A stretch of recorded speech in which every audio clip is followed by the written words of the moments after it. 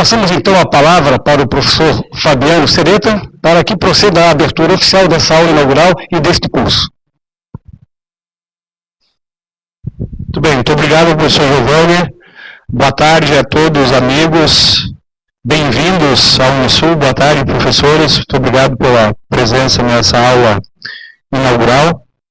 Cabe a mim aqui dar as boas-vindas à nossa universidade que está indo para 53 anos de vida. Vou falar um pouco sobre a dimensão da universidade, para que os nossos alunos que estão em todas as partes do país entendam um pouquinho mais o que é a Unisul, Universidade do Sul de Santa Catarina.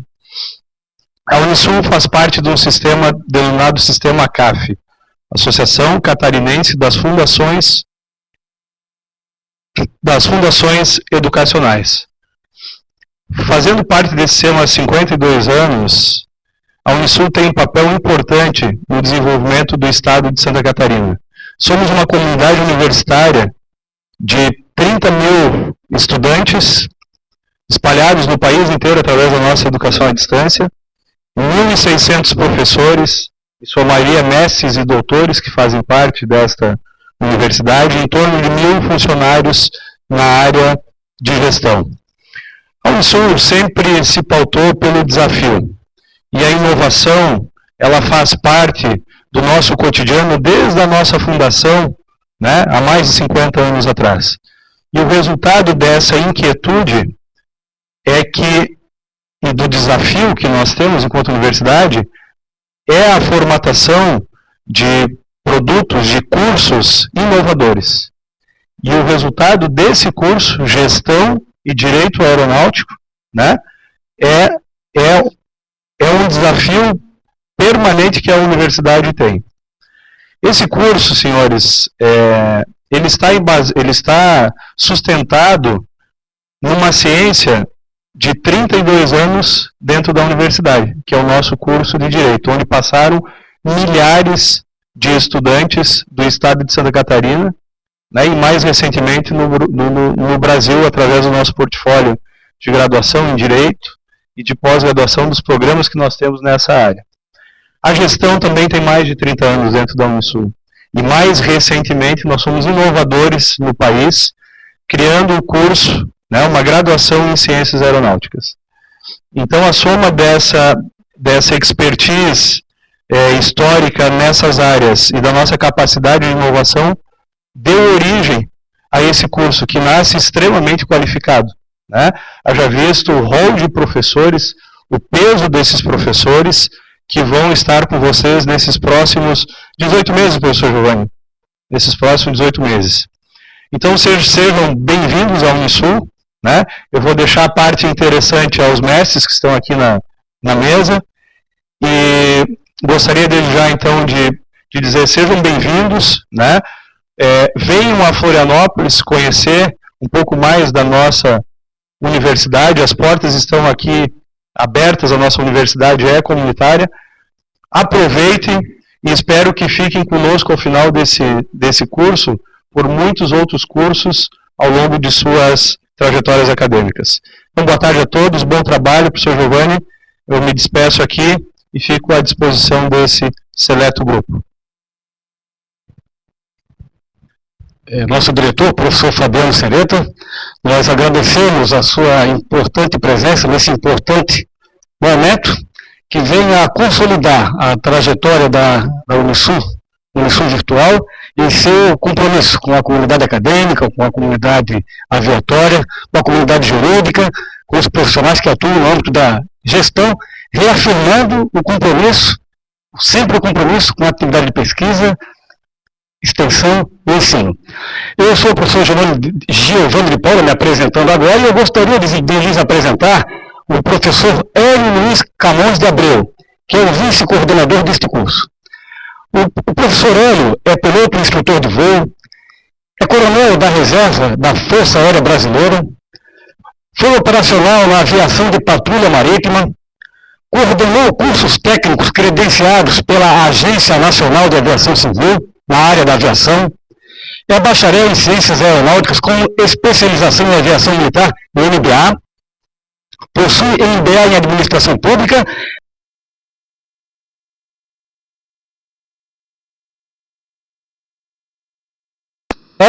para que ele profira algumas palavras relacionadas aqui ao contexto deste curso.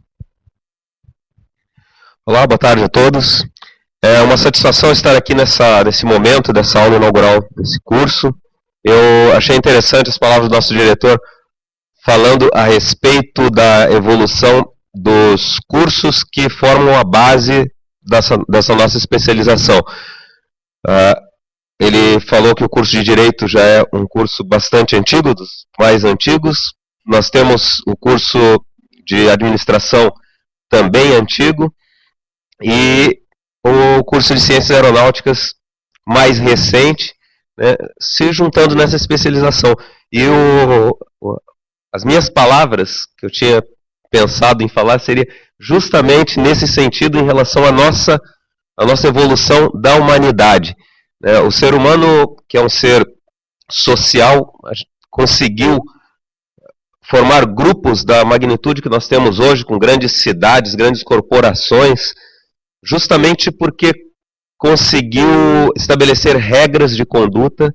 Então a ciência do direito, ela é muito, muito antiga.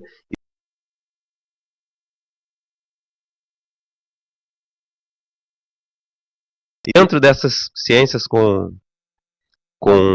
centenas de anos, nós temos aí a aeronáutica, que apareceu aí no início do século XX, e aqui surge essa característica tanto do direito quanto da administração.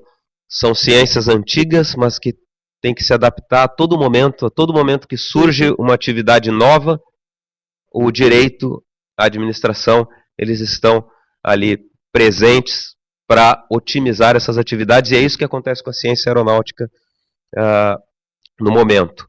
A aeronáutica ingressou na história há pouco tempo, o direito, a administração devem se adaptar, e é muito pouco tempo mesmo, 100 anos, 110 anos de aviação é pouquíssimo tempo para uma ciência. Eu gosto de ressaltar aqui também o fato de que nós estamos no caminho da titulação dos profissionais da atividade aérea, que é uma atividade essencialmente técnica. Um comandante, um chefe de comissários, a exigência para exercer essas funções aí, por mais responsabilidade e conhecimento que tenha que ser adquirido, a exigência é um nível de graduação. No entanto, um nível médio. No entanto, nós estamos proporcionando uma graduação e no caminho para proporcionar titulações cada vez maiores. O curso de Ciências Aeronáuticas já foi um grande passo para proporcionar esse conhecimento contínuo para os profissionais da aviação. Agora nós estamos dando outro passo aí na pós-graduação e sempre visando metas cada vez maiores. Obrigado. Muito obrigado, professor Hélio. Eu gostaria também de lhes apresentar o professor Álvaro Souto, que é um expert na área de gestão, expoente na Unisul Virtual, para que ele também profira algumas palavras referentes à interlocução da área de gestão com a atividade aérea. Boa tarde, é um prazer estar aqui. Professor Giovanni de Paula, meus parabéns, parabéns a toda a sua equipe pelo lançamento deste curso inovador, mais um curso pioneiro que a Unisul Virtual lança, e já na primeira turma abre com sucesso. É um prazer para mim, como professor e como coordenador de um programa de gestão empresarial da Unisul Virtual, estar presente, participar, ter uma aliança estratégica, uma cooperação. Então, o programa de gestão empresarial da Unisul Virtual, ele reúne 6 cursos de especialização, entre eles, 3 que eu diria que são mais relacionados, que é a gestão de empresas, gestão de finanças e também o gestão de logística. Então, são 3 cursos que têm uma ligação bastante forte com o curso proposto de gestão e direito aeronáutico. Então, quero dizer-lhes que estamos à disposição com a expertise que acumulamos durante os anos na área de gestão, na área de estratégia, e que essa expertise certamente chegará a vocês através da metodologia Unisul Virtual, metodologia bastante reconhecida no cenário educacional. Então, professor, é um prazer estar junto, o programa, eu pessoalmente, como profissional, um prazer estar junto dessa especialização. Muito obrigado, professor Álvaro Souto. E nós temos também aqui o privilégio de ter a presença do professor Ademir Siqueira Viana, o qual é graduado em Ciências Aeronáuticas pela antiga Escola de Aeronáutica, atual Academia da Força Aérea Brasileira, no ano de 1969. É piloto e instrutor de avião e helicóptero com cerca de 6.000 horas de voo. É oficial general no posto de major brigadeiro da reserva da Força Aérea Brasileira. Tem experiência na área de defesa, com ênfase em aviação de helicóptero, transporte aéreo, finanças públicas, ciência e tecnologia, logística e recursos e gestão de recursos humanos. O professor Viana foi diretor do Centro Técnico Aeroespacial, CTA. Atualmente é professor da Universidade do Sul de Santa Catarina e da Unisul Virtual, onde leciona nos nossos cursos de graduação e pós-graduação. Eu passo a palavra para o professor Viana, para que também nos faça uma contextualização a respeito da importância do curso, tanto de Ciências Aeronáuticas, como o do curso de especialização em Gestão e Direito Aeronáutico, no que tange a questões inovadoras e prospectivas diante de uma atividade tão importante para o desenvolvimento econômico e social do nosso país. Obrigado, professor Giovanni, por ter me convidado. Pessoal, boa tarde. Eu tenho, segundo o professor Giovanni, 15 minutos para falar de algo que demandaria muito mais tempo. Quando eu saí da Força Aérea em 2006 e fui convidado, aceitei com muita honra ser professor aqui da Unisul Virtual, eu enxerguei que o céu não tem fronteiras e nós, aviadores, não estamos acostumados com essa coisa de fronteiras. E o ensino à distância também não. Eu falei, por que não juntamos os dois? E a partir de até incentivado pelo próprio professor Giovanni, lá pelos idos de 2007, 2008, né? Eu comecei a conversar com a alta direção das companhias aéreas para saber qual era o perfil do profissional que eles gostariam de ter. Pilotos, os tripulantes, o pessoal de terra. E a partir daí nós moldamos um curso de ciências aeronáuticas, que só se tornou viável depois que a ANAC se convenceu que era possível, a universidade também ela se convenceu que valia a pena lançar esse curso, e em 2009 conseguimos juntar um grupo de especialistas que nos deu a certeza de que nós teríamos um curso sustentável de alto nível. E foi isso que nós fizemos. Levamos 2 anos para esse curso ser lançado em 2011, já foram formadas 2 turmas, estamos agora com cerca de 800 e poucos alunos, mas é óbvio que o momento atual da nossa história, da humanidade, exige que o profissional continue se mantendo atualizado. A educação continuada. Para nós termos uma educação continuada, é necessário que a gente faça lançamentos, lance outros desafios de pós-graduação, faça com que dê oportunidade para quem quiser se aperfeiçoar, que ele tenha condições para. Então surgiu a ideia de nós fazermos esse curso de pós na área de Direito, porque, entre outras qualidades, o professor Giovanni também é formado em Direito, eu estou errado. Então foi escolhida esta área, o foco é Direito, mas como os senhores viram, nós temos logística, temos gestão e outros assuntos que serão tratados. Curiosamente, Giovanni, daqui a pouco eu vou gravar uma web aula no curso, E o primeiro slide meu, ele mostra aquilo que você falou, né? Que são sistemas complexos, interligados, só que eu coloquei uma característica. Tudo converge para uma pessoa que é o comandante no cockpit da aeronave. Todos esses sistemas complexos convergem para que este comandante possa cumprir sua missão. E dentro dessa evolução da aviação civil e militar, eu me recordo que talvez até a década de 80, os acidentes aeronáuticos não resultavam em nenhuma ação no campo do direito penal ou civil. Simplesmente se fazia a investigação, porque a investigação é fundamental para que nós possamos evitar novos acidentes e que para nós aperfeiçoemos os requisitos de certificação.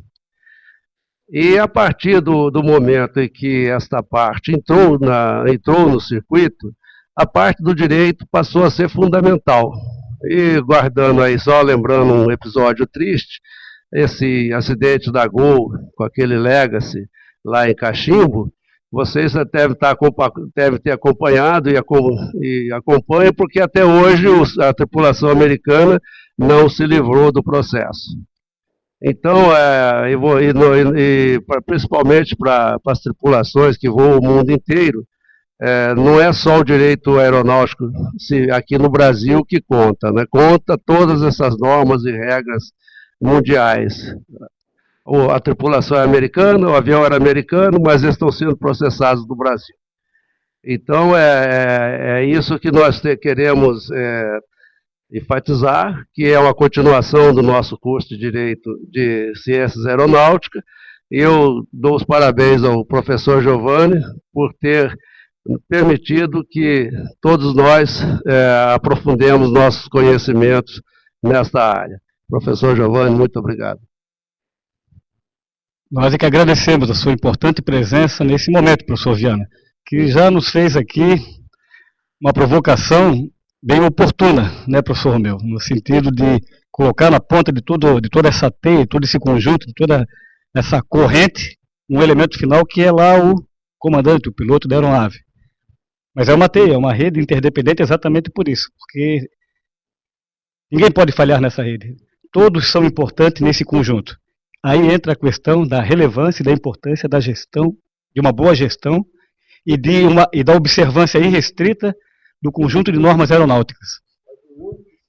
O único que se falhar uma pessoa só, o comandante, ele afeta todos os sistemas. Uma pessoa. Perfeito, é um caminho de mão dupla. Um não pode falhar numa ponta, o outro não pode falhar noutra. Gestores, administradores, juristas têm que estar atentos a isso, inclusive aquele que constrói o processo legislativo, os marcos regulatórios. Perfeito.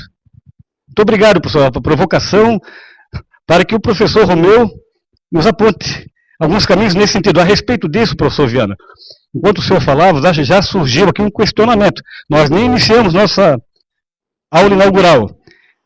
O seguinte questionamento: a indústria aeronáutica brasileira acompanha a evolução tecnológica a nível internacional?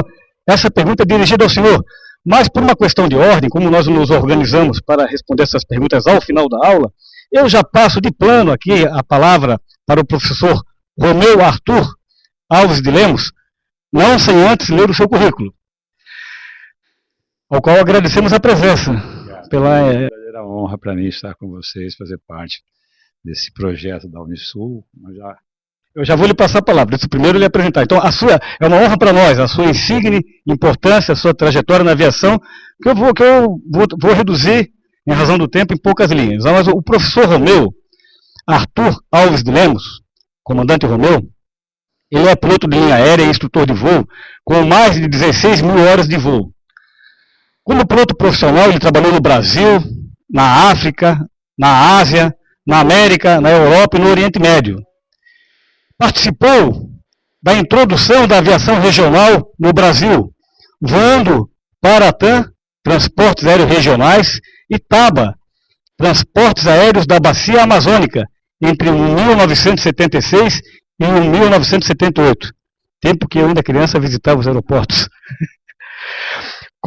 Comandante de Boeing 737, Boeing 727, Airbus A310, 300, 306, agente de segurança de voo credenciado pelo CINEPA, é mestre em engenharia pelo ITA, Instituto Tecnológico da Aeronáutica, com formação jurídica, é também advogado inscrito na OAB, professor universitário nas disciplinas de gestão do transporte aéreo e no campo do direito. Consultor no âmbito do direito aeronáutico, segurança operacional da aviação e direito empresarial. Foi condecorado com a mais importante condecoração da Força Aérea Brasileira, denominada Ordem do Mérito Aeronáutico, no grau de cavaleiro, como professor, por haver prestado relevante serviço à aeronáutica brasileira e agora se apresenta aqui para prestar à nossa universidade relevante serviço também. Passo a palavra de plano ao professor Romeu para que proceda a abordagem de sua aula inaugural, que aborda a temática da importância da aviação, da gestão do direito para a aviação. Por favor, Romeu. Professor Romeu. Obrigado pelas palavras, professor. Volto a repetir que é uma honra para mim realmente estar fazendo parte desse projeto da Unisul. E que isso nasceu das nossas conversas que me permitiram identificar em você, professor Giovanni, professor Hélio, que já conheço um pouco mais, os demais que eu ainda não conheço, mas já sabia do padrão de currículo. Essa ideia, esse ideal de levar um pouco mais de conhecimento, levar um pouco mais de formação àqueles que se interessam, não necessariamente sejam pilotos, mas aqueles que se interessam pela aviação brasileira. É claro que essas passagens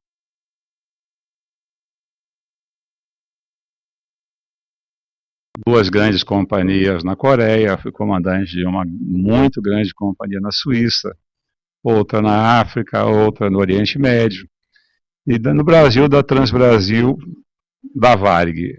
Ocasionalmente veio o Airbus da Passaredo, porque era comandante de Airbus, não tinha comandante desse tipo de aeronave no Brasil.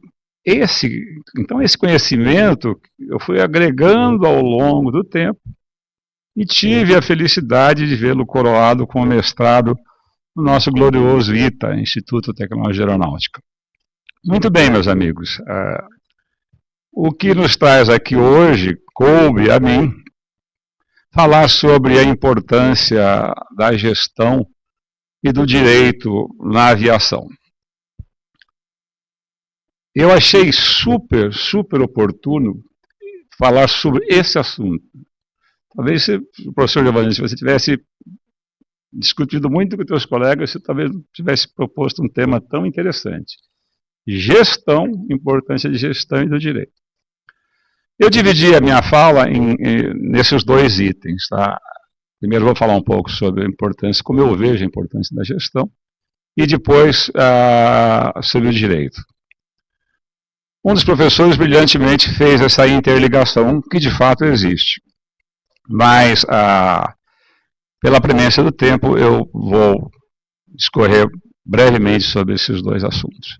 Bem, nós sabemos, professores e a todos os presentes, que o Brasil vive uma fase absolutamente anômala nas relações entre uma grande parte da população e do poder. Isso tem trazido consequências enormes para a nossa economia. Sabemos, todos que estão na aviação sabem disso, que a aviação, de certa forma, reflete ou é um termômetro da economia. E a economia, indo tão mal como tem ido, acabou por atingir a aviação também. Aí, senhores, vocês vão me perguntar, pô, nesse momento você vem falar sobre a importância de gestão, no momento que a economia está nessa situação, você vem falar sobre a importância da gestão e do direito? Eu não só diria o seguinte, eu venho falar como acho, e repito, que foi o momento mais oportuno possível. Porque, novamente, as nossas companhias, com a devida abertura, todas elas enfrentam problemas que abordaremos aqui, e são problemas que já se arrastam há um certo tempo, todos eles basicamente ligados à gestão. Sem esquecer do direito, o nosso começo falaremos então sobre a gestão. Eu diria que, para falar sobre a importância da gestão e do direito na aviação, nós não podemos deixar ou nos esquecer que mesmo nessa situação anômala, nessa situação de CB que nós estamos atravessando, o Brasil é um país super importante no âmbito da aviação mundial. E gostaria de falar um pouco sobre essa importância. Bem, senhores, tivemos a felicidade de ver publicado nos últimos dias aí, os anuários da ANAC, da IATA e até da ABAG. São anuários que trazem números confiáveis, extremamente confiáveis. Bem diferente do que às vezes a gente nota na especulação midiática, o que é normal. Mas eu gostaria de fazer uma breve análise sobre esses números. Primeiro, a aviação comercial brasileira, ela só perde, mesmo nessa crise, só perde em números para a aviação da China e dos Estados Unidos. O último anuário da IATA mostra claramente que ainda somos superiores à Rússia e à Índia, com toda aquela população que a Índia possui. Quando o Canadá, que é um país de dimensões continentais, sempre fomos muito, muito, muito superiores. Muito bem, em plena crise, somos a terceira potência na aviação civil do mundo. Possuímos, indiscutivelmente, também a IATA confirma no seu anuário, a maior aviação da América Latina. Somos tão importantes na América Latina que a crise aqui arrasta outros países. Bem, a nossa frota de aviação geral, segundo a VAG, em 2014 fechou com 15 mil, veja bem os senhores, 15.120 aeronaves registradas. É um número significativo para um país como o nosso. E a frota de helicópteros apresentou a significativa marca de 2.150 aeronaves registradas. Muito bem, corroborando esses números, abrigamos a terceira maior indústria de aeronaves do planeta, que é a nossa Embraer, em dados oficiais tornados públicos no fim de 2014. Então, com esses números, não há como se ignorar a importância do Brasil no cenário da aviação mundial. E também, com esses números, nós podemos ter a dimensão da importância da gestão. O anuário da ANAC informa que o nosso movimento, que a aviação comercial movimentou aproximadamente 34 bilhões de reais no ano passado, e a ABAG informa que a aviação geral movimentou 14 bilhões aproximadamente. Nós estamos falando, então, de aproximadamente 50 bilhões de reais movimentados pelo transporte aéreo.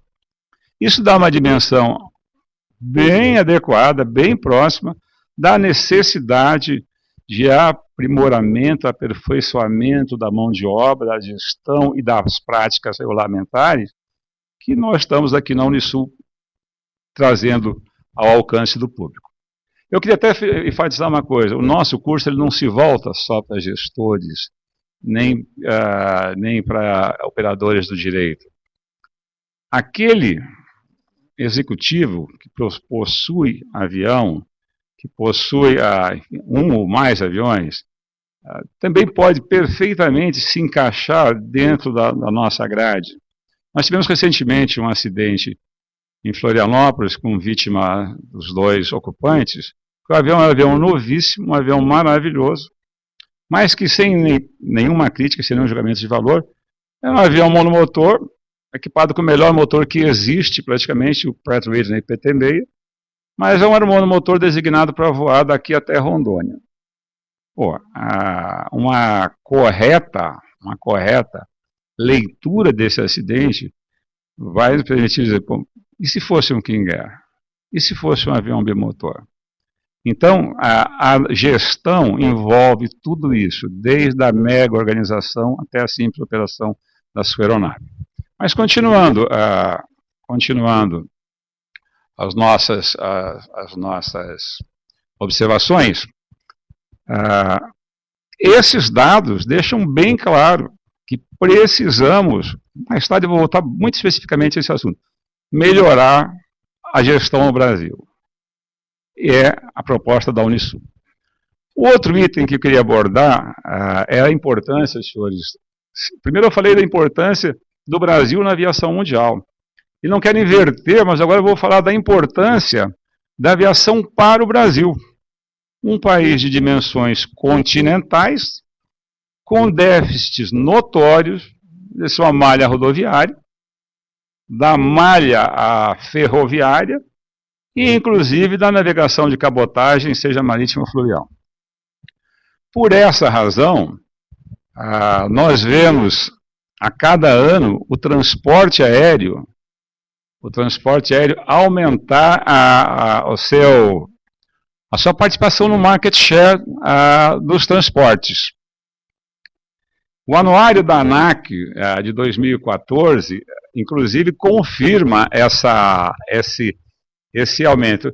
Eu gostaria que vocês me permitissem, porque citações são sempre difíceis de guardar, de memorizar, ler algumas coisas, alguns dados do anuário da ANAC, que confirmam esse aumento da participação do modal aéreo sobre os demais.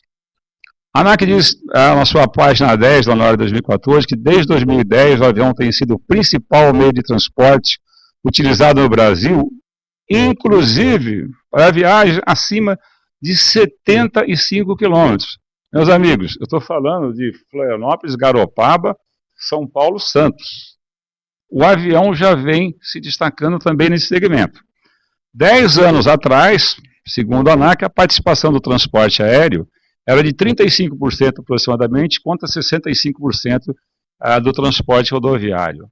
Acreditem, senhores, para esse segmento de viagens, 10 anos depois os números quase se invertem. O transporte aéreo responde hoje por 63%, enquanto o transporte rodoviário responde pelo demais. Para vocês terem uma ideia, o ano passado, o ano retrasado, houve a diferença era de quase 5%, ou seja, ganhamos 5% de participação em apenas um ano. Então, fica claro o potencial da aviação num país como o Brasil, a importância da aviação para o Brasil. Mas eu queria lembrar que não foi só o transporte de passageiros que subiu, também o transporte de carga. Aqui cabe uma observação: o transporte de carga não tem aquela premência de tempo que tem o transporte de passageiro. O transporte de carga pode muito bem esperar pelo avião, pelo ônibus, pelo caminhão, pelo trem e até pelo navio.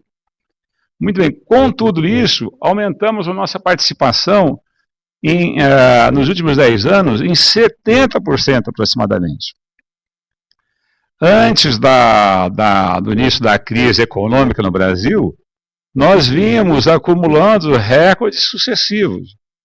A IATA informa que nos últimos 10 anos, nós crescemos 69% em relação a 2004, transportando 777 milhões de quilos de carga aérea. Muito bem. A outra maneira que se percebe a importância da aviação cargueira no Brasil, fica claro num press release da IATA, está em inglês, eu não vou tomar o tempo dos senhores lendo em inglês, mas diz claramente o seguinte, que houve uma retração no mercado volta de 6% no mercado cargueiro da América Latina, a maior retração do planeta, e que ela foi causada principalmente pela crise econômica no Brasil. Ou seja, o que é bom para o Brasil, no setor de carga, é muito bom para os nossos vizinhos também. Bem, eu volto sempre a lembrar que eu trabalhei na Transbrasil, foi uma empresa, tive a honra de trabalhar na Transbrasil, uma empresa presidida pelo então comandante Omar Fontana. Trabalhei na TABA, presidida pelo coronel Marcílio Gibson Jacques. Trabalhei na TANC, então é só do comandante Rolim Adolfo Amaro. Muito bem. Esse era o tipo de gestão que existia no Brasil. Nós voltaremos a falar um pouco sobre isso. Meus amigos, quando a gente fala em bilhões, bilhões, bilhões, o nível de expertise aumenta. É necessário. A administração de custo precisa ser aprimorada. A previsibilidade, a capacidade de enxergar longe no horizonte, não é só para piloto, é também para os administradores. Então, esses números deixam bem claro o que é a importância da aviação para o Brasil. Muito bem. Aproveitando, parafraseando o professor Ademir Siqueira, eu preciso falar um pouco sobre a complexidade. Sem dúvida, uma das principais características da aviação é a sua alta complexidade, mas muito alta. Não é realmente coisa para amador a aviação grande. É para profissionais. Muito bem. Essa complexidade, ela se faz presente praticamente em todos os segmentos. Eu digo que a aviação é uma mega estrutura, senhores, uma mega estrutura, e cada engrenagem, cada peça é uma engrenagem que vai fazer girar essa grande máquina. Às vezes compartimentalmente, às vezes não. Na impossibilidade de eu falar sobre todas essas engrenagens que compõem essa estrutura, eu peguei um tópico específico, que é o aeroporto. Na verdade, a aviação, permita-me, a aviação assenta-se entre dois pilares dos mais importantes. Avião, aeroporto. Tem lá toda a infraestrutura também, falaremos um pouco, mas vamos falar um pouquinho sobre os aeroportos. Bem, se nós observarmos um grande aeroporto, por exemplo, como o aeroporto de Guarulhos, ou seja, do Galeão, mesmo Salgado Filho, Brasília, nós vamos verificar o seguinte: aquele monstro, aquela engrenagem monumental, ela em geral apresenta uma subdivisão: terminais de passageiros, terminais de carga, terminais ou terminal de carga. Então, como exemplo, Brasília, Guarulhos ou Porto Alegre, por exemplo. Esses aeroportos são dotados, além dos funcionários das companhias aéreas, de check-in, atendimento, coisa parecida, são dotados, por exemplo, de lojas, são dotados de restaurantes, são dotados de estacionamentos, são dotados de cinema, às vezes, enfim, de uma gama muito grande de serviços, e todos eles representam pelo menos uma engrenagem desse sistema. Muito bem. Ao mesmo tempo, alguns desses sistemas não têm interação nenhuma com o outro, e outros têm interação total. Por exemplo, se uma loja no aeroporto fecha, não afeta praticamente nada a vida do aeroporto. Porém, se o balizamento noturno se torna inoperante, nenhum voo ali pousa, nenhum voo ali decola. E olha as consequências. Olha quanto tempo isso vai se perpetuar, vai demorar para se regularizar. Consequências de todos os tipos para companhias aéreas, passageiros, operadores de tráfego aéreo, enfim. Essa diversidade de pequenos universos ou de pequenas estruturas menores que habitam a aviação fazem com que a sua complexidade se torne a cada dia maior. Eu não tenho condição de falar para vocês, por exemplo, num período de uma aula como essa, eu não tenho condições de discorrer sobre todas elas. Peguei algumas, pincei algumas para falar com mais facilidade. Uma delas é a tecnologia. Todo mundo sabe que tudo em aviação praticamente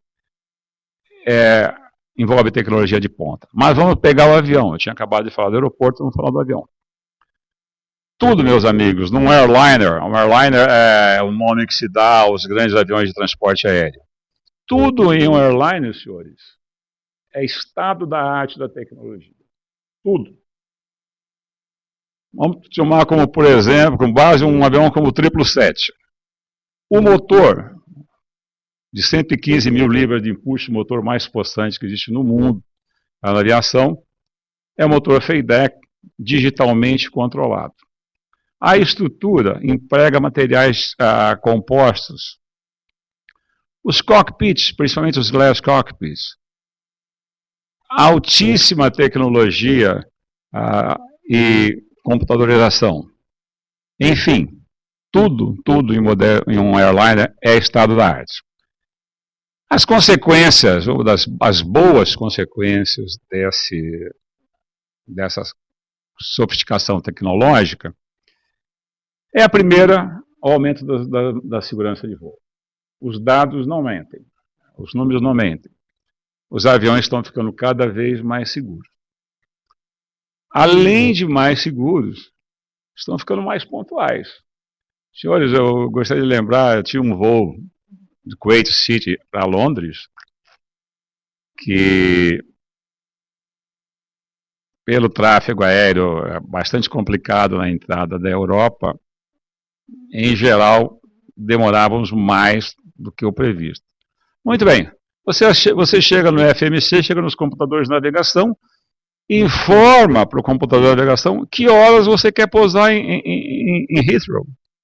E o computador corrige, ou seja, é claro, o avião vai acelerar mais, só que ele de antemão faz um cálculo baseado, é claro, você tem que alimentar a informação de vento e outros dados meteorológicos, e ele corrige chegando no horário compensando, tirando aquela diferença.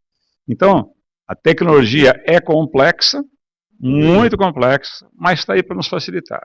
Agora, o que é certo, senhores, é que sem conhecimento dessa tecnologia, sem entender essa tecnologia, ela de nada valeria. Então, é preciso o aprimoramento da mão de obra na aviação. É preciso a melhoria do background. E essa é uma das coisas que as universidades nas quais estou aqui para oferecer aos senhores. Podia fazer muitas outras considerações sobre esse tema, mas tenho que ser breve. Com a devida anuência de vocês, tecnologia é uma coisa que eu gosto muito de falar, a gente de repente pode até agendar uma outra palestra, porque tem muita coisa para ser falada.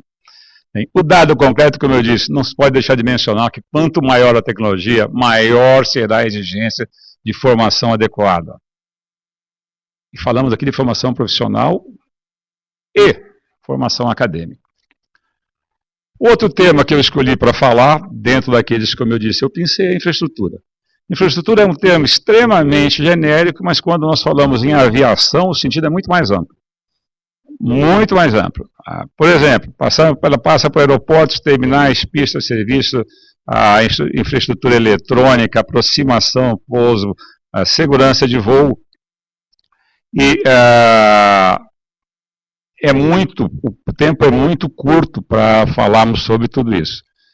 Eu já tinha falado alguma coisa sobre o aeroporto, que eu acho uma coisa fundamental, mas vou, dentro desse item infraestrutura, eu vou abordar brevemente detalhes do apoio à navegação aérea. Não é possível aviação sem apoio à navegação aérea. Muito bem, meus amigos, é inimaginável, é incalculável o custo dos equipamentos, por exemplo, para aproximação e pouso, para decolagem, para taxiamento das aeronaves, especialmente em ambiente de teto baixo, tipo operação ILS-2 ou ILS-3. E quanto mais for sofisticado o equipamento, quanto mais requintado for o serviço que a administração aeroportuária oferece, mais caro será esse equipamento. Todavia, amigos, se isso é caro, é igualmente muito dispendioso quando um equipamento desse sai de serviço. Por exemplo, imagine um Curitiba no inverno, um Porto Alegre no inverno, sem ILS. Quando um aeroporto como Porto Alegre, o mais ao sul do país, a capital mais ao sul do país, deixa de operar, os aviões que ali ficam retidos não conseguem compor a sua malha viária.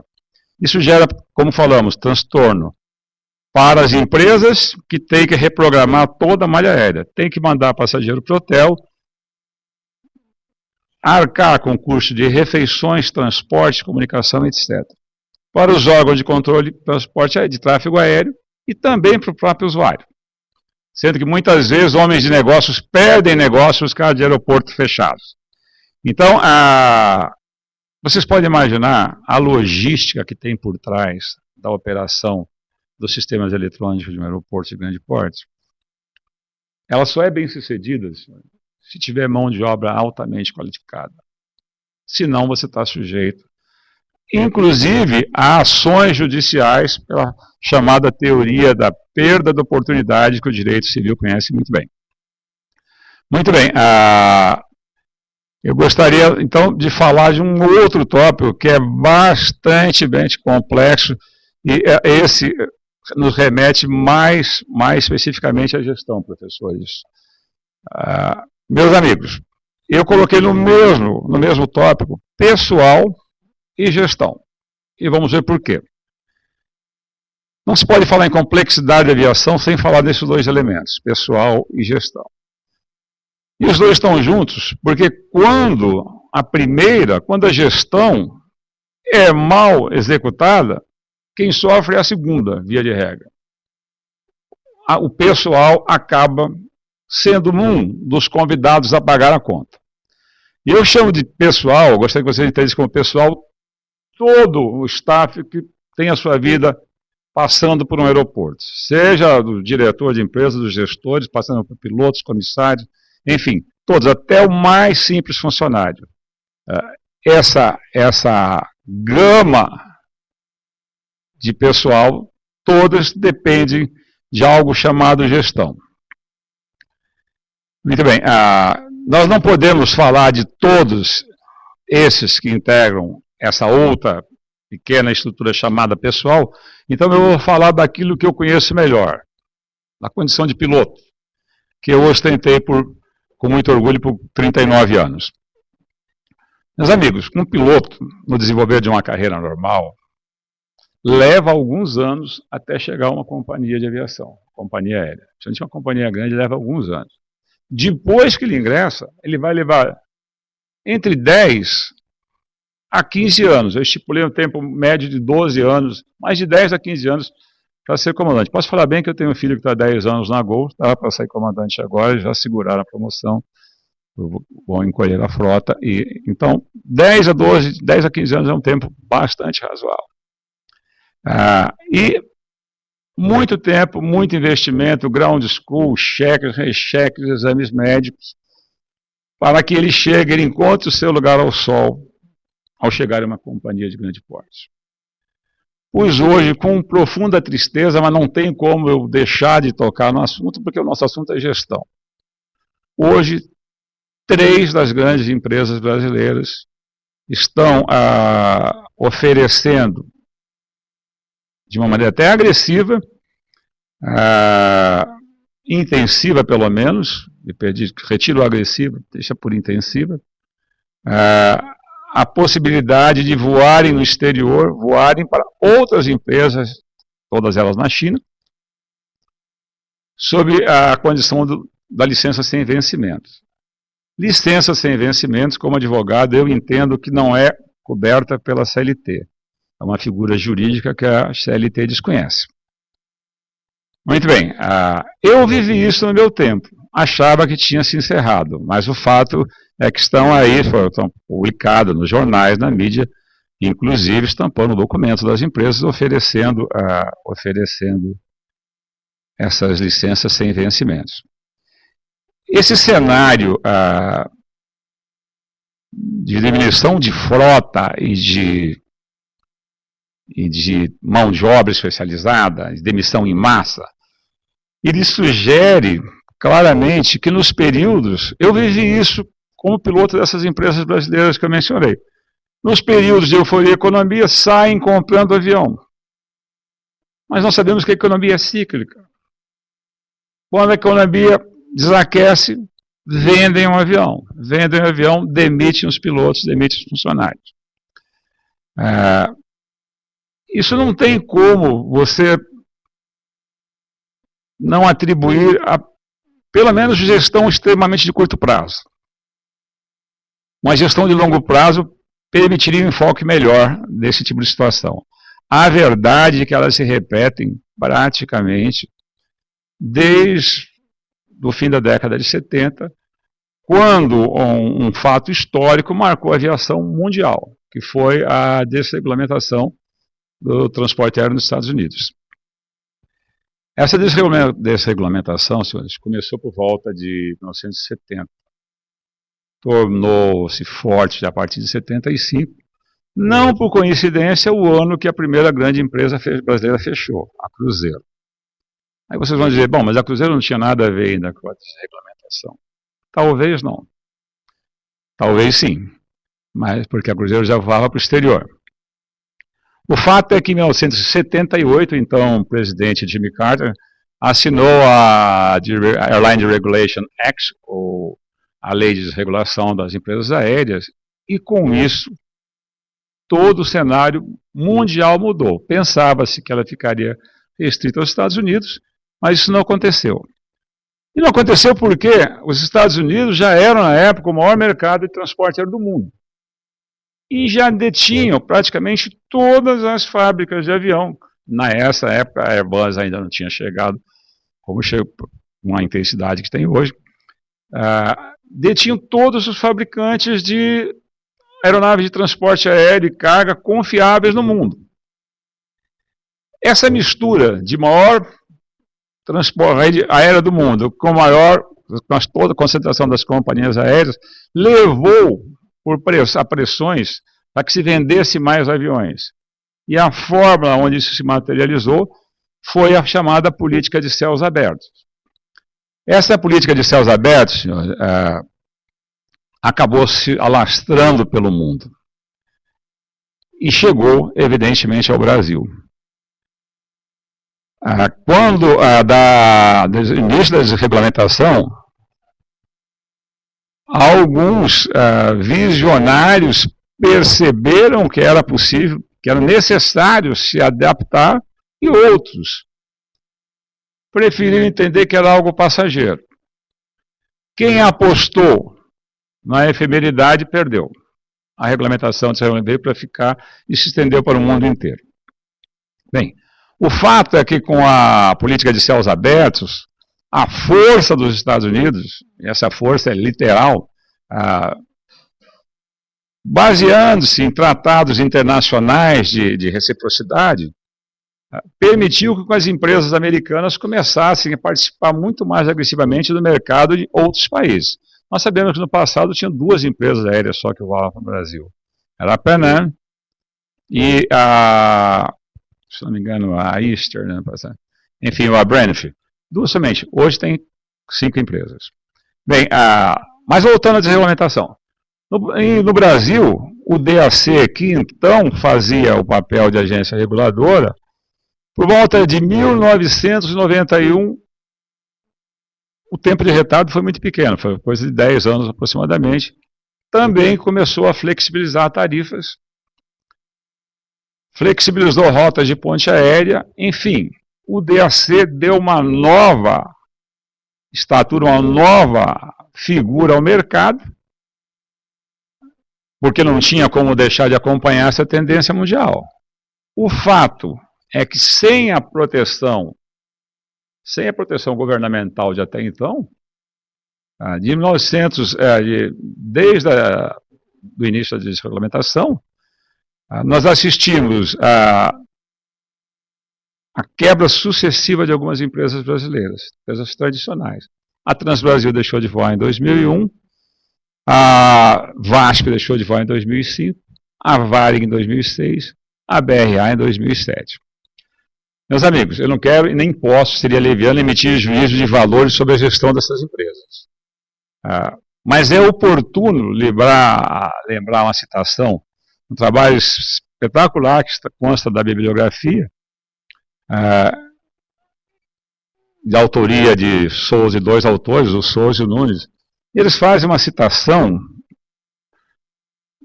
a respeito do que eles observaram pesquisando a aviação após a desregulamentação dos Estados Unidos. Vejam se não tem nenhuma semelhança com o que a gente viveu aqui. No novo ambiente, diz o Souza e o Nunes, no novo ambiente competitivo de desregulamentação, o controle de custos passou a ser o fator de principal importância na gestão das companhias aéreas. A maneira como a gerência conduziu empresas nessas áreas determinou a sobrevivência e o eventual sucesso dessas empresas. Bem, independente de colocações, de conotações sociais, de demissões, de quebra de empresa, não é plausível, por exemplo, que 30 anos depois, 40 anos depois quase, as três maiores empresas brasileiras estejam de novo oferecendo licenças sem vencimentos para os tripulantes. E mais, desativando, desincorporando, é o melhor termo, mais de 20% de sua frota, segundo o comunicado oficiais delas mesmas. Duas tornaram isso de amplo alcance, colocaram nos jornais de maior circulação, outra se destinou ao público interno, mas todas as três estão encolhendo dramaticamente sua frota. Como eu disse, é um fato que se repete desde praticamente o início da desregulamentação. E com a liberdade que a ANAC aumentou, concedeu, parece que nós estamos voltando àquela fase que os Estados Unidos viveu há 40 anos atrás. O Souza e o Nunes lembram sobre os administradores mal sucedidos. Não tinham estratégia empresarial e suas decisões eram tomadas de maneira impensada e conflitiva. Esses personagens ingressaram numa política de fusão, vejam bem, esses personagens ingressaram numa política de fusão, aquisição desvinculada de qualquer planejamento ligado às suas respectivas empresas. Em alguns casos com objetivo de pura especulação. As palavras do Souza Nunes, eu digo assim, nunca é demais lembrar, ou lembrarmos, que em sua maioria, as companhias brasileiras são em grande parte empresas que se desenvolveram a partir da empresa de família. Como foi ou foram Real, Transbrasil, a VASP depois privatizada, a Passaredo, a Trip, a Gol no início, a TAM antes da Latam. Dessas três, meus amigos, fazendo uma alusão à citação anterior, dessas três que sobreviveram, todas elas incorporaram, e que estão em dificuldades agora, todas três incorporaram outras empresas em passado relativamente curto.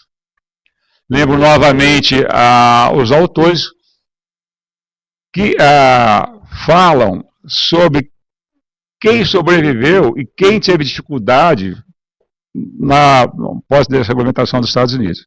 E lembra que a gestão conduzida por diretores formados no próprio setor de aviação significa o quê? Expertise dentro de aviação. Optaram por política de expansão gradual e interna às próprias empresas, sem ingressar em fusões e aquisições abruptas e precipitadas. Conseguiram reestruturar relações trabalhistas através de negociação e diálogo, elaborando sistemas claros de gestão empresarial organizados e descentralizados, e métodos detalhados de controle de custos. Bem, meus amigos, aqui tem a parte final dessa situação, é muito interessante. Souza diz aqui, nesse grupo se inclui Bob Crandall, lendário diretor da American Airlines, e Steve Wolf, diretor da United Airlines. As duas empresas que saíram vitoriosas nas guerras competitivas da desregulamentação. E encerra da seguinte forma: o metódico Crandall, por exemplo, ficou famoso por cortar $40 mil por ano ao eliminar a única azeitona que enfeitava as saladas da American Airlines. Bem, meus amigos, eu digo o seguinte, todos nós que utilizamos o transporte aéreo, todos nós sabemos que a azeitona e a salada já não existem mais, com exceção de voos internacionais. Mas parece que nunca é demais olhar para a trajetória dos que chegaram ao topo e procurar entender como lá chegaram. Certamente, sem nenhuma sombra de dúvida, a gestão adequada deve ter dado a sua colaboração. E com isso eu encerro a minha parte sobre gestão. Ainda tem um pouquinho para falar sobre direito, professor? Ou passou muito tempo? 10 minutos? Tá, então vou falar bem rapidinho. Prometo. Como eu disse, professor, é muito complexo, o tema é muito amplo e, enfim, mesmo reduzindo bastante, fica difícil manter. Mas eu sei que tempo é dinheiro. Muito bem. Eu sou um homem da área do direito. Eu, além de aviador, sou advogado, sou consultor de algumas importantes companhias de seguro, principalmente no que tange ao acidente aeronáutico, ao acidente ou incidente. Sou professor de direito aeronáutico em outra instituição e sou um apaixonado pelo direito. Encurtando meu tempo, sinteticamente, nós podemos dizer que o direito aeronáutico brasileiro aborda relações jurídicas entre a navegação, decorrentes da navegação do transporte aéreo no campo doméstico e no campo internacional. O principal documento, o principal diploma legal na aviação, no direito aeronáutico, ainda é o Código Brasileiro de Aeronáutica. Nós vamos falar rapidamente sobre o que vem ocorrendo com o Código Brasileiro de Aeronáutica. Mas ele ainda é o nosso principal diploma legal, e ele diz no seu primeiro artigo que o direito aeronáutico brasileiro é formado pelos tratados, convenções e atos internacionais do qual o Brasil é signatário, pelo próprio Código Brasileiro de Aeronáutica e pela legislação complementar. Bem, esse documento, esse diploma, o Código Brasileiro de Aeronáutica, ele data de 1986. A partir de 1986, nós tivemos a promulgação da nova Constituição, que se deu em 1988. Depois tivemos o Código de Defesa do Consumidor, em 1990, e o novo Código Civil, de 2002, que começou a vigorar em 2003. Tivemos também uma lei de bastante peso, a lei de criação do ANAC, foi criada em 2005 e também modificou muito a produção de leis no Brasil dentro do seu devido escalão hierárquico. Temos também ainda a Lei 7.183, a lei que fala da regulamentação da profissão de aeronauta, que está prestes a ser substituída, pelo menos melhorada. Substituída não, reformada, melhorada. Há um projeto de lei, o 8255, que está tramitando já em fase final no Congresso, que deve modificar substancialmente a lei de regulamentação da profissão de aeronauta. Mas, enfim, falando um pouco mais sobre o nosso direito aeronáutico, é bom sempre lembrar que a Constituição estabelece a competência privativa da União para legislar sobre direito aeronáutico. Então, no Brasil, o direito aeronáutico é prerrogativa da União, mas ocorre que algumas brechas na legislação acabam permitindo que dispositivos complementares também tenham o seu determinado peso. Na visão do professor e juiz Jorge Ferreira, o direito aeronáutico é um direito dinâmico para poder acompanhar as constantes alterações e a modernidade que flui do progresso e aplicada à aviação civil. Nós todos sabemos, amigos, que o direito se amolda à sociedade. O direito, em geral, chega um pouquinho depois para se adaptar às novas necessidades da sociedade. Também tem sido assim com o direito aeronáutico. Então, por exemplo, desses grandes diplomas legais, a Constituição estabeleceu que era prerrogativa exclusiva da União, legislar sobre direito aeronáutico, mas introduziu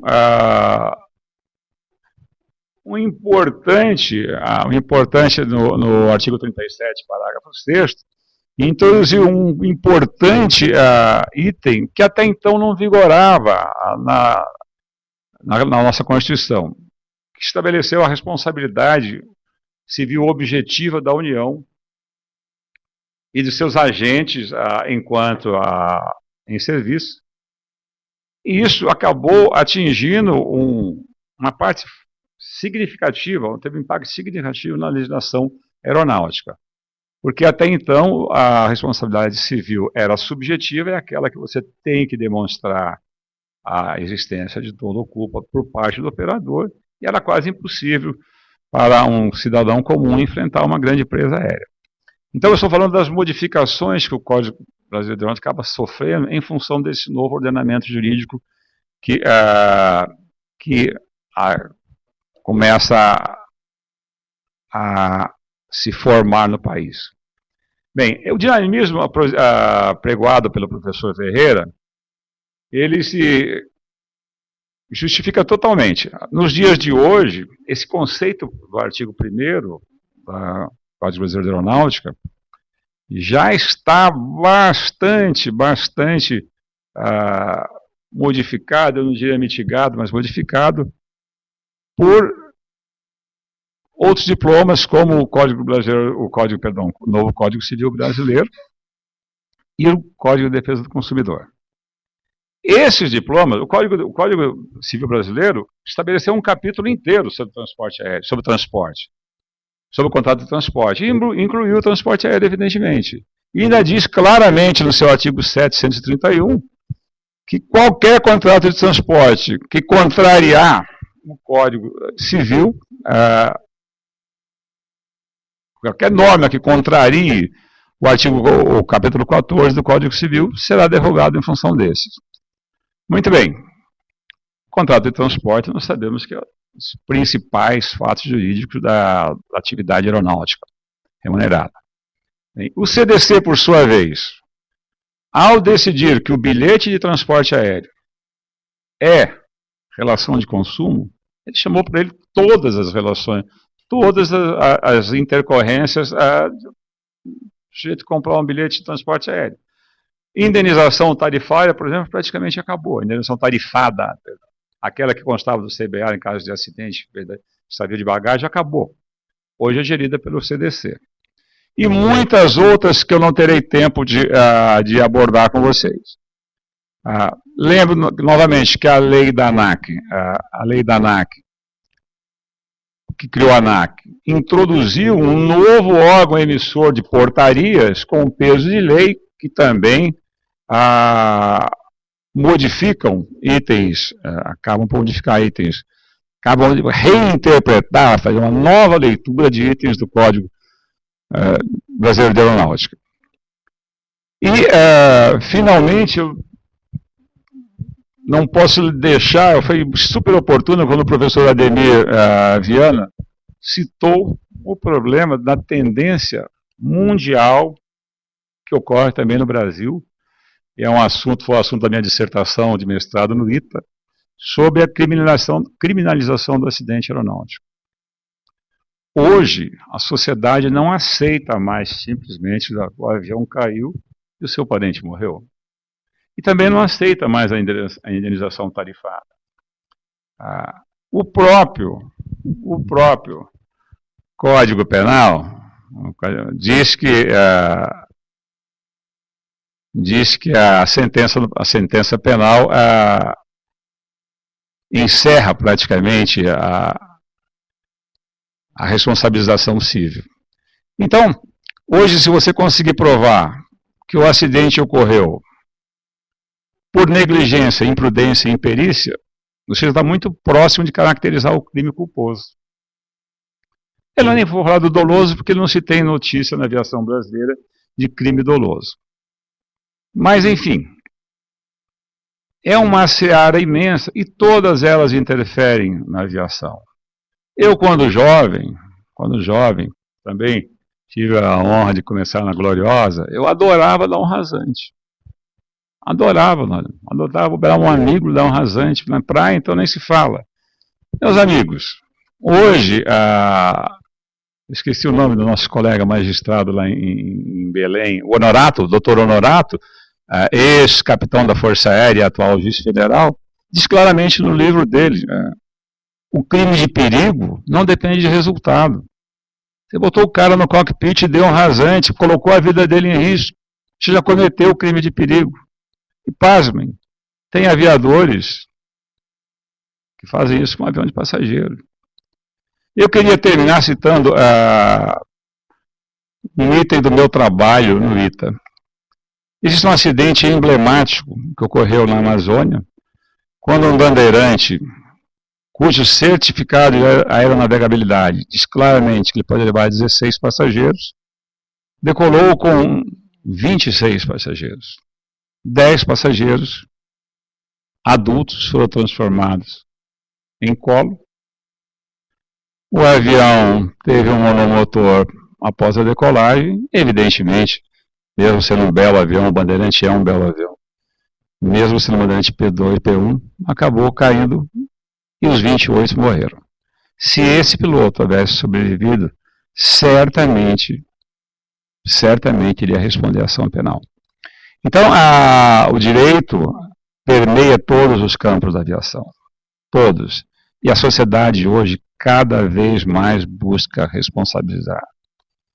É algo que o gestor, que o administrador, que o piloto e que o adepto da aviação não pode prescindir.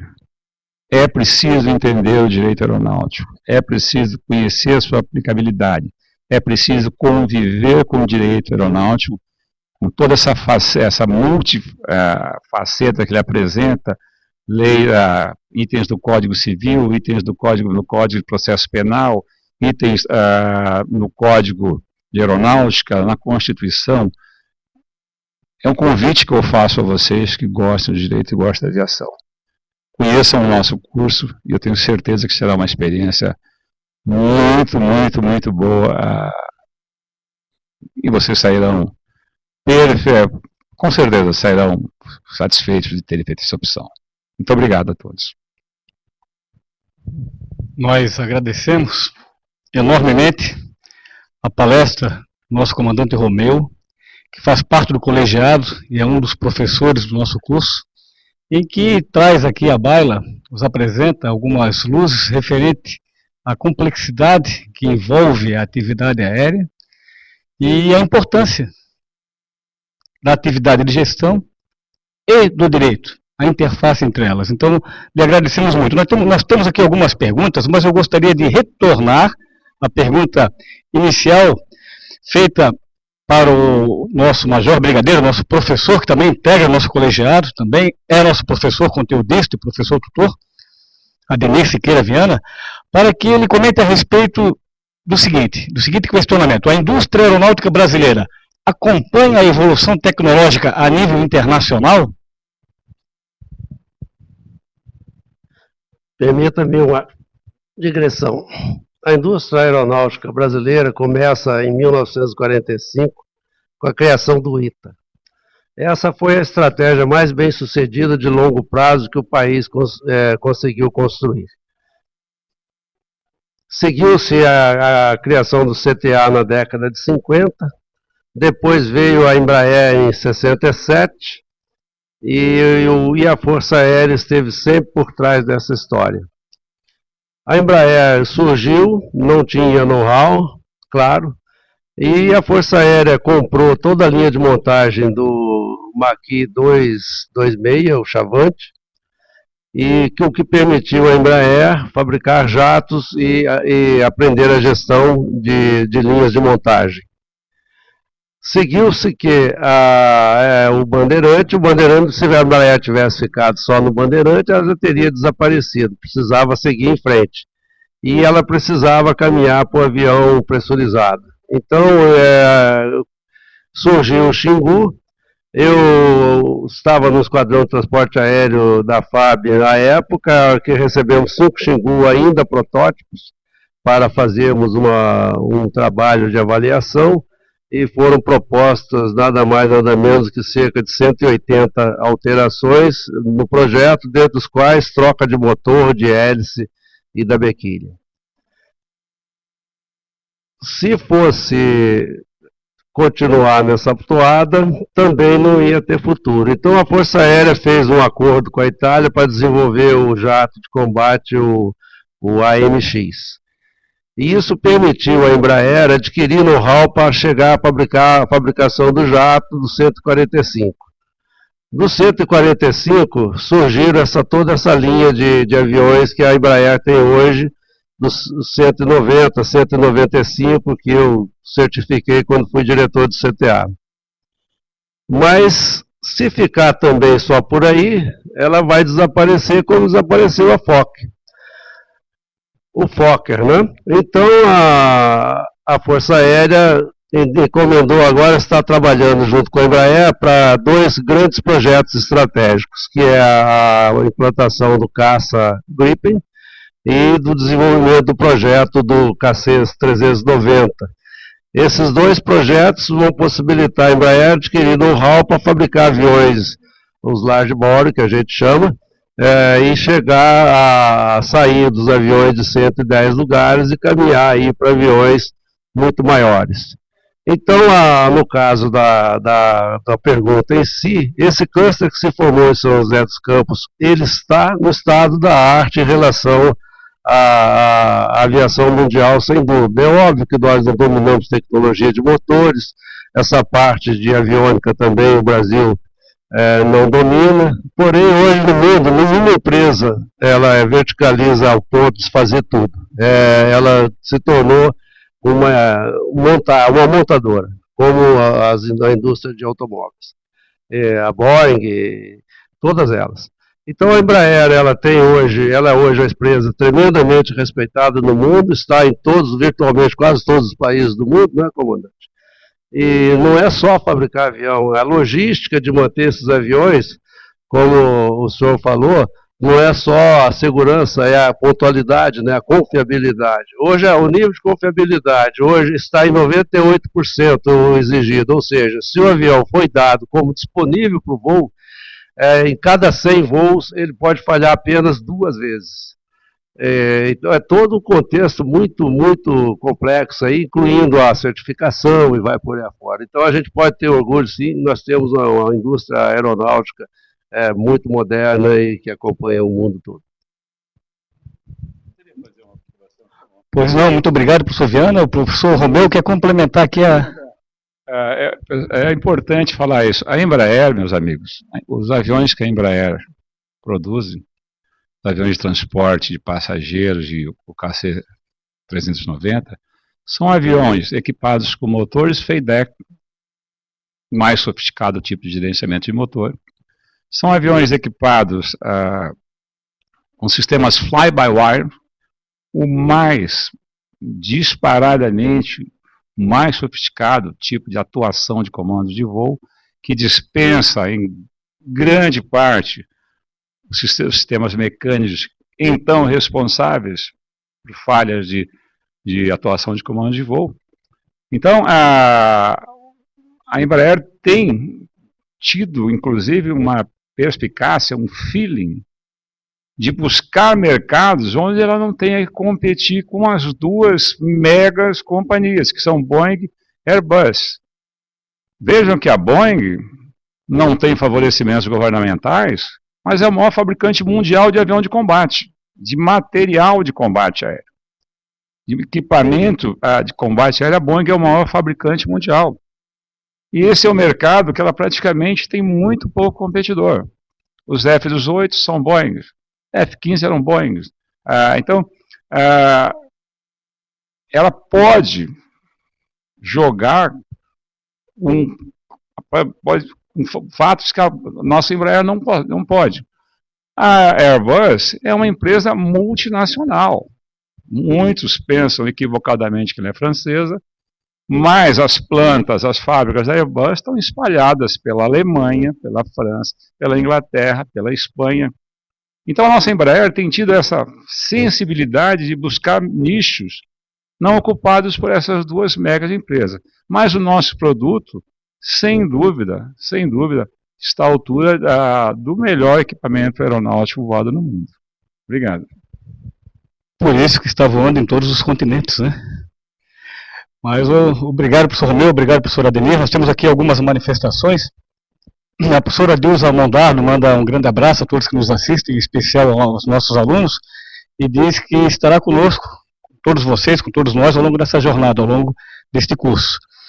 O professor João Batista da Silva, que será nosso professor de Direito Aeronáutico Internacional, ele parabeniza a nossa aula inaugural e se congratula com todos os colegas professores e manda um grande abraço aos alunos. E temos mais uma pergunta aqui, professor Romeu. A infraestrutura aeronáutica no Brasil, ela atende às demandas atuais? Quais são os prognósticos para o futuro? São duas questões, né? Se ela, por gentileza, se ela atende às demandas atuais e os prognósticos para o futuro. Muito bem, nós sabemos, a mídia tem noticiado amplamente que nós temos problemas de infraestrutura aeroportuária. Mas eu gostaria de dizer para vocês que eu acredito piamente na reversão dessa situação. Eu tive a felicidade de fazer um dos primeiros pousos em Guarulhos. Com certeza, no dia que Guarulhos foi inaugurado, eu fiz o 3º ou 4º pouso, não me lembro, em Guarulhos. E eu vi Guarulhos durante 20 anos, praticamente igual. Terminal 1, Terminal 2, a ILS 2, e quando funcionava.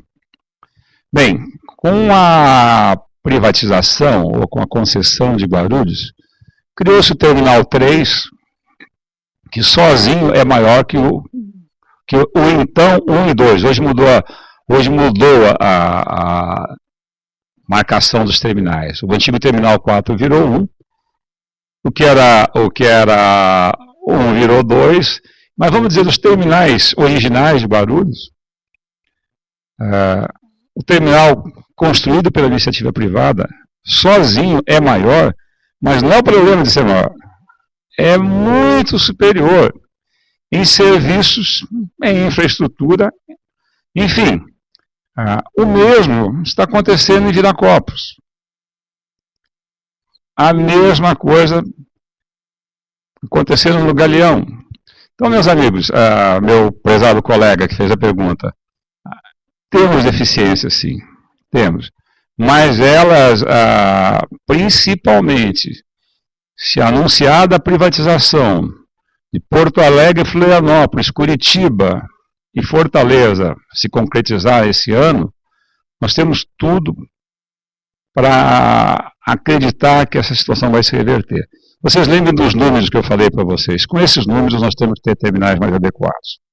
Então, respondi as duas perguntas praticamente de uma maneira só. O prognóstico é muito bom, muito bom. É preciso, claro, que o governo abra a mão da administração aeroportuária e permita a iniciativa privada fazer o que foi feito, o que já foi feito, o que já está lá, o portfólio já está pronto, em Guarulhos, em Campinas e no Galeão. Obrigado, professor. Muito obrigado, professor Romeu. Propositadamente, eu deixei para fazer aqui uma citação ao final dessa aula inaugural, mas eu acabei sendo atropelado.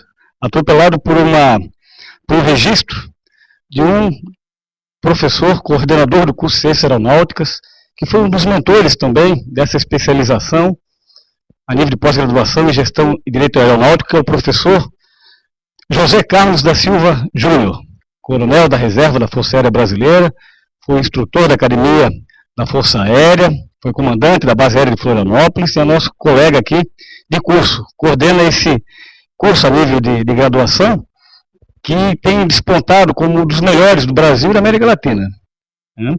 Então, o professor Silva Júnior, ele registra a satisfação em acompanhar essa aula inaugural de pós-graduação em Gestão e Direito Aeronáutico, cumprimenta o amigo e todos nós aqui envolvidos pela dedicação e excelente planejamento, que com certeza levará este curso ao nível que merece no cenário nacional.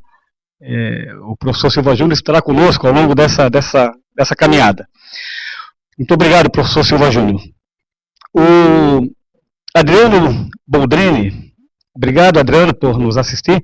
Ele faz um questionamento a respeito de um livro. Se existe algum livro, professor Romeu, que trate de tão inédita abordagem que foi feita aqui em sua aula inaugural. Eu já me antecipo, Adriano, eu diria que uma das disciplinas que o professor Romeu estará atuando como professor conteudista, como professor tutor, esse material didático estará lá disponibilizado. Essa é uma das surpresas do curso, porque é um material inédito, inovador e atual. Eu, encerrando aqui essa aula inaugural, agradecemos aqui a direção da Unisul Virtual por todo o apoio que tem nos dado na efetivação e concretização desse projeto, esse importante projeto para a aviação, para a gestão e para o direito, para a sociedade principalmente. Agradeço ao nosso colegiado do curso, em especial na figura daqueles que o representam, aqui na pessoa do professor Viana, do professor Hélio, do professor Romeu. Agradeço também essa equipe que esteve nos bastidores, permitindo que esse evento se concretizasse, na pessoa do Arthur, do professor Arthur, que nos deu todo o suporte aqui em termos de tecnologia e assessoramento. Muito obrigado aí, professor Arthur. E com isso nós consideramos encerrada essa aula inaugural, que ficará disponibilizada no nosso ambiente virtual de aprendizagem. E obrigado a todos vocês que nos assistiram. Um grande abraço a todos. Estamos alinhando, pronto para a decolagem. Sejam todos muito bem-vindos a bordo. Um grande abraço.